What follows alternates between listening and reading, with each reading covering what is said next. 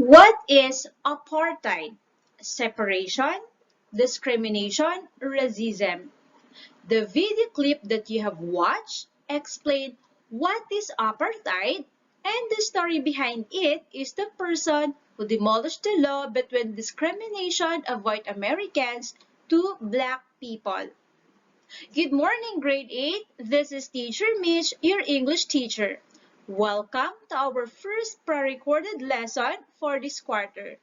Sit back, relax, and learn. So, again, what is apartheid? It is the state of being apart or separated. It was a social policy in South Africa which forces the black people from other racial groups to live separately from whites, and until now, there are still some people who are racist to black people. So today, we're going to study apartheid and the person behind that law. In the video, it explained that there are four racial groups: the white, the Indian, the mixed or colored, and the black people. Also, in apartheid, there are rules that you should follow. So first, only whites can vote during election, and any relationship between white and other racial groups is a crime. Next, we have only 14% of the land of South Africa is for the black people, and the rest of the land is for the white. Lastly, education, medical care, beaches, and other public services, black and whites are separated. So those are some rules in apartheid. Since we already know what is apartheid and we already understand what is it all about, let us now discuss the story of Nelson M., a Thembu prince. But before we begin, I have prepared here some words or some difficult words that you might encounter while reading the story. Alright, so I think we are ready. Let's start. And first, let's check our word bank. First, we have red ochre. So red ochre, it is a noun, a natural clay earth pigment, which is a mixture of ferric oxide and varying amounts of clay and sand. This is red ochre. You will fully understand what is red ochre if you encounter it in reading the story of Nelson M. Next, we have amasi. Amasi is a fermented milk stored in calabashes. This is amasi. And what is calabashes? Calabashes, it is an evergreen tropical American tree. So here in Philippines, we have the calabashi version that is, or Filipino version of calabashi, that is a bitter gourd or upo.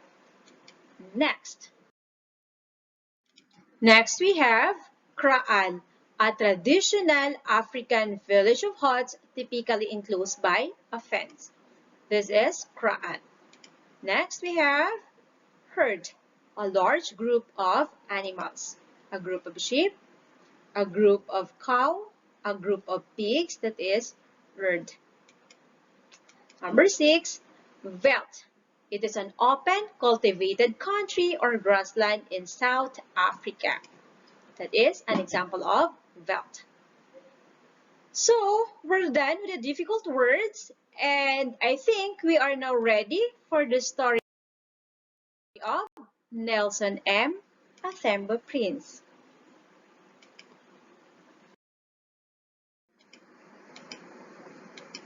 Okay. Nelson Mandela was born in Thembuland. Mandela has a royal blood since his great-grandfather Nego Benkuka was a Thembu king. So he has a royal blood. Next. This is Nelson's father, Gadla Henry Mapakanyeshwa. So this is Henry Mapakanyeshwa. He is the head of Maverso. He is a well-respected in their place. His father has no formal education. He could neither write nor read. But he has 4 wives and 13 children. Take note of this. 4 wives and 13 children. Nelson Mandela's mother, this one, Nosikeni Nekedama, was the third wife of Gadla. She has also no formal education and could neither read nor write.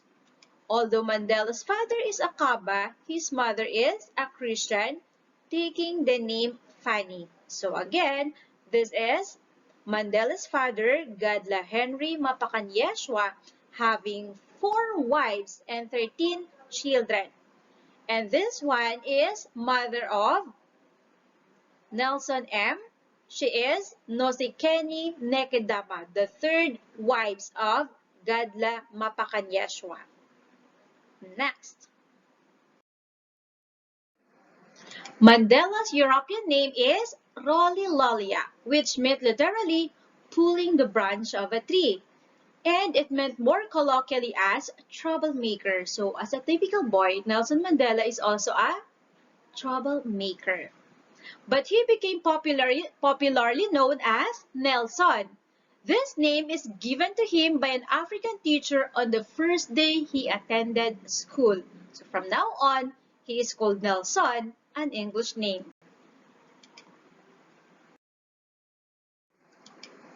Okay, this is Kuno. Kuno was the place where he felt his real roots lay. People in Kuno dyed their blankets with red ochre. So this is red ochre. And it is said to be the beloved ancestral spirits, and this color symbolizes their faith. So red, or this color of red ochre, became the color of their faith. Again, this is Kuno. Next. This is Mandela's village. In Mandela's household and Kuno, his uncles and aunts were also responsible for the children. As the children's own parents, they were referred as little fathers and little mothers. When Mandela's father died, his uncle provided him the money to continue his education. At the age of 5, Mandela started working as a herd boy, looking after sheep and calves and learning the central role of cattle that plays in Thembu society. In their culture, cattle were not only their source of food, but also the price of a bride if they want to get married. So without cattle, there could be no marriage. Okay, so Mandela have to take care of the calves at the age of 5. Next. Mandela spent his childhood in the open veldt in the company of members of his own age group. They always played stick, throwing and fighting. He also experienced gathering wild honey and fruits, trapping birds and small animals that could be roasted, and swim in the cold streams. Next we have, this is Mandela, so next. Nelson Mandela's childhood was simple, but when he started studying and learned the rights of the black people, that is where he started to fight for their own rights and freedom.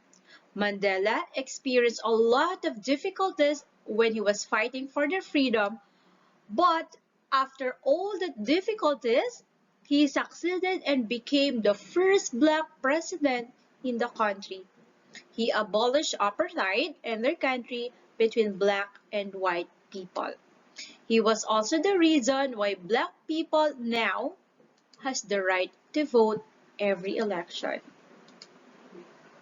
It is Nelson Mandela. And that was the life of Nelson Mandela, a Thembu prince. That is all for today, grade 8. For your activity, please read the story of Nelson M. A Thembu Prince, pages 75 to 79, and answer your activity at Genia. See you in our live discussion. Bye, everyone. Have a nice day.